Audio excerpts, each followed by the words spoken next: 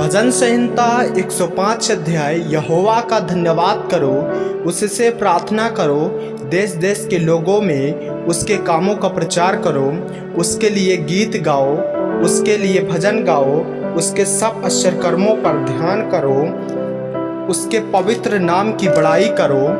यहोवा के खोजियों का हृदय आनंदित हो, यहोवा और उसकी सामर्थ्य को खोजो, उसके दर्शन के लगातार खोजी बने रहो, उसके किए हुए आश्चर्य कर्म स्मरण करो, उसके चमत्कार और निर्णय स्मरण करो। हे उसके दास अब्राहम के वंश, हे याकूब की संतान, तुम तो उसके चुने हुए हो, वही हमारा परमेश्वर है।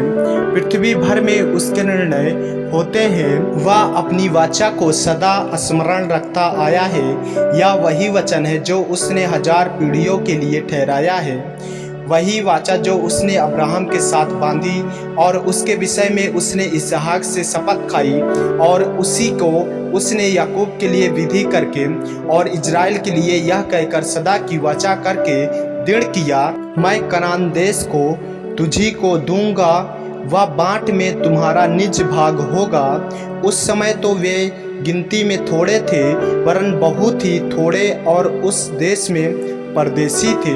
वे एक जाति से दूसरे जाति में और एक राज्य से दूसरे राज्य में फिरते रहे, परंतु उसने किसी मनुष्य को उन पर अंधेर करने ना दिया। और वह राजाओं को उनके निमित्त यह धमकी देता था, मेरे अभिषिक्तों को मत छुओ और न मेरे नबियों की हानि करो, और अन्य के सब आधार को दूर कर दिया।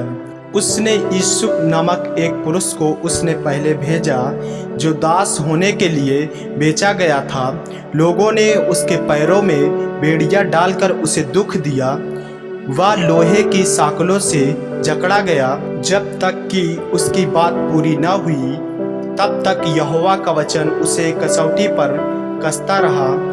तब राजा ने दूत भेजकर उसे निकलवा लिया, और देश देश के लोगों के स्वामी ने उसके बंधन खुलवाए। उसने उसको अपने भवन का प्रधान और अपनी पूरी संपत्ति का अधिकारी ठहराया, कि वह उसके हकीमों को अपनी इच्छा के अनुसार कैद करे और पुरानियों को ज्ञान सिखाए। फिर इज़राइल मिस्र में आया और याकूब हाम के देश में परदेसी रहा। तब उसने अपनी प्रजा को गिनती में बहुत बढ़ाया और उसके शत्रुओं से अधिक बलवंत किया। उसने मिस्रियों के मन को ऐसा फेर दिया कि वे उसकी प्रजा से बैर रखने और उसके दासों से छल करने लगे। उसने अपने दास मूसा को और अपने चुने हुए हारून को भेजा। उन्होंने उनके बीच उसकी ओर से भांति भांति के चिन्ह और हाम के देश में चमत्कार दिखाए।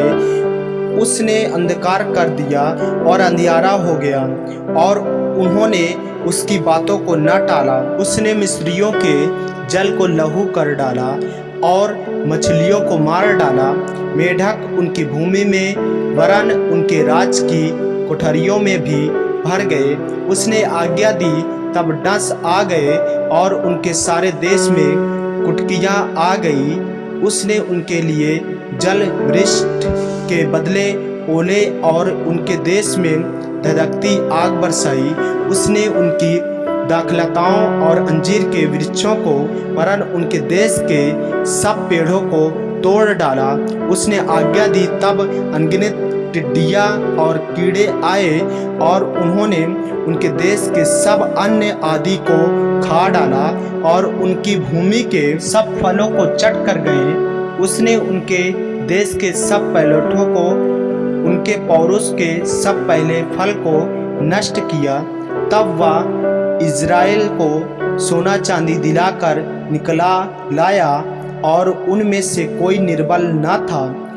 उनके जाने से मिस्री आनंदित हुए, क्योंकि उनका डर उनमें समा गया था। उसने छाया के लिए बादल फैलाया और रात को प्रकाश देने के लिए आग प्रकट की। उन्होंने मांगा, तब उसने बटेरे पहुँचाए और उनको स्वर्गीय भोजन से तृप्त किया।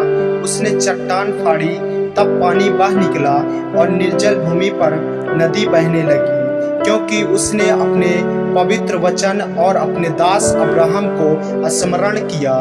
वह अपनी प्रजा को हर्षित करके और अपने चुने हुए से जय जयकार करा के निकाल लाया और उनको जाति जाति के देश दिए और वे अन्य लोगों के श्रम के फल के अधिकारी किए गए कि वे उसकी विधियों को माने और उसकी व्यवस्था को पूरी करें। या की स्तुति करो। आमीन।